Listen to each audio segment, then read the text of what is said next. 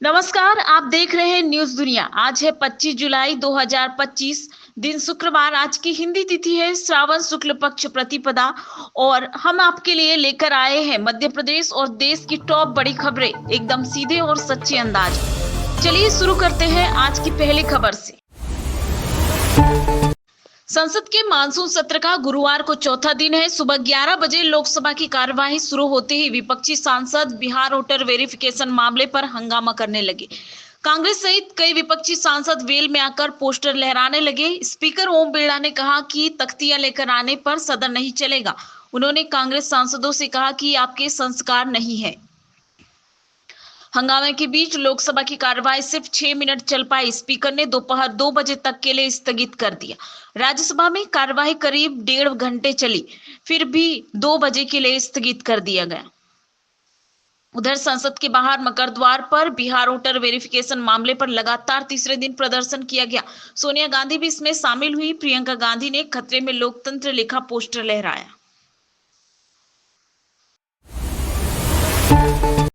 अहमदाबाद विमान हादसे को 1.5 महीना हो गया है, लेकिन कई पीड़ित परिवार अभी भी 270 लोगों की जान लेने वाली इस त्रासदी के सदमे से उबर नहीं पाए हैं। कुछ ऐसा ही हाल विमान हादसे में जीवित बचे एकमात्र यात्री विश्वास कुमार भालिया का है। उसने जिसने अपने भाई अजय को अपनी आंखों के सामने हादसे में मरते हुए देखा।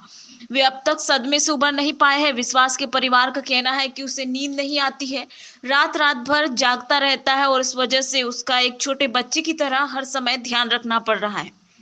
परिवार के अलावा दोस्त भी लगातार उनका हौसला बढ़ाने की कोशिश कर रहे हैं। राष्ट्रीय स्वयंसेवक संघ प्रमुख मोहन भागवत गुरुवार को दिल्ली के हरियाणा भवन में मुस्लिम धर्मगुरुओं के साथ बैठक कर रहे हैं। आरएसएस की टॉप लीडरशिप की 70 से ज्यादा मुस्लिम धर्मगुरुओं, बुद्धिजीवियों, मौलानाओं और स्कॉलर्स से मुलाकात जारी है। और इस बैठक में ऑल इंडिया इमाम ऑर्गेनाइजेशन के प्रमुख उमर अहमद और आरएसएस महासचिव दत्तात्रेय होस बोले, रामलाल इंद्रेश कुमार सहित आरएसएस के अन्य पदाधिकारी शामिल हुए। इससे पहले सितंबर 2022 में मोहन भागवत ने कई मुस्लिम धर्मगुरुओं से मुलाकात की थी। उपराष्ट्रपति जगदीप धनखड़ के इस्तीफे देने के 3 दिनों के भीतर निर्वाचन आयोग ने इस पद के लिए चुनाव प्रक्रिया की शुरुआत कर दी है। चुनाव की तारीखें जल्द घोषित की जाएगी। इस बीच भाजपा इस पद के लिए अपनी विचारधारा के प्रति समर्पित कार्यकर्ताओं को उम्मीदवार बना सकती है। फिलहाल जिन नामों पर पार्टी में विचार चल रहा है, उनमें कर्नाटक के राज्यपाल थावर चंद गहलोत सबसे प्रबल दावेदार माने जा रहे हैं। अन्य नाम सिक्किम के राज्यपाल ओम माथुर का भी है। मौसम विभाग ने गुरुवार को 8 राज्यों में भारी बारिश का अलर्ट जारी किया है। महाराष्ट्र में रेड, जबकि बिहार, पंजाब, पश्चिम बंगाल, छत्तीसगढ़, ओडिशा, तेलंगाना, आंध्र प्रदेश और कर्नाटक में ऑरेंज अलर्ट है। वहीं पिछले 24 घंटों में दिल्ली, गोवा और तेलंगाना सहित 6 राज्यों में सबसे ज्यादा बारिश हुई है। हिमाचल प्रदेश में भारी बारिश के कारण लैंडस्लाइड से 2 नेशनल हाईवे समेत कुल 385 सड़कें बंद है। केंद्र सरकार जस्टिस यशवंत वर्मा के खिलाफ लगे आरोपों की जांच के लिए एक कमेटी बनाने की तैयारी कर रही है। सरकारी सूत्रों के मुताबिक इस कमेटी में सुप्रीम कोर्ट के एक जज, किसी हाई कोर्ट के मुख्य न्यायाधीश और एक प्रतिष्ठित कानूनविद को शामिल किया जा सकता है। यह कमेटी जस्टिस वर्मा के खिलाफ लगे आरोपों की जांच करेगी और अपनी रिपोर्ट देगी। इससे पहले सुप्रीम कोर्ट की ओर से हुई इन हाउस जांच में जस्टिस वर्मा को केस बरामदगी मामले में दोषी माना गया था। इंदौर में मध्य प्रदेश का पहला ऑक्सीजन पार्क बनने की कवायद शुरू हो गई है। यह पार्क कनाडिया क्षेत्र में बनाया जाएगा। बताया जा रहा है कि कनाडिया रोड पर लगभग 12 एकड़ जमीन पर यह पार्क विकसित किया जाएगा, जहां 1 लाख से अधिक पौधों का रोपण किया जाएगा। साथ ही यहां इलेक्ट्रॉनिक वाहनों के लिए चार्जिंग स्टेशन भी बनाया जाएगा।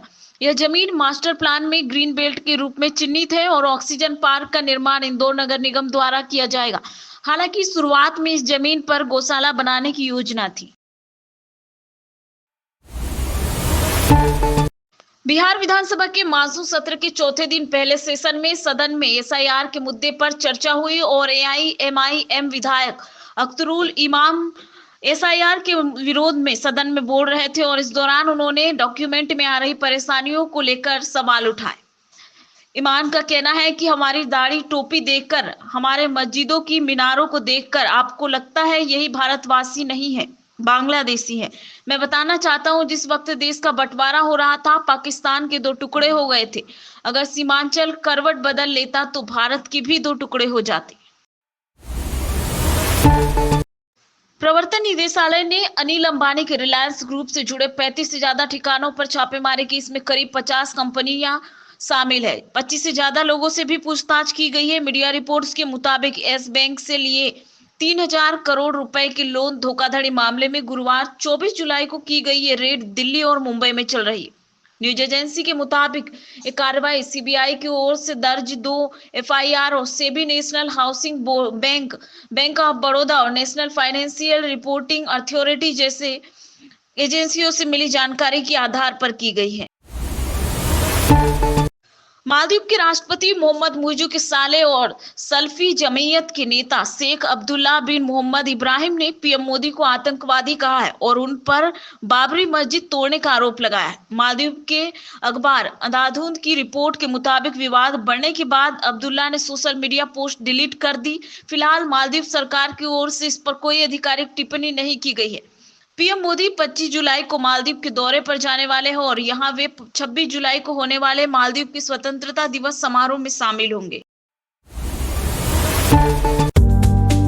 ये थी आज की बड़ी खबरें। आपको कौन सी न्यूज सबसे जरूरी लगी, कमेंट करके जरूर बताएं। वीडियो अच्छा लगे तो चैनल को सब्सक्राइब करें।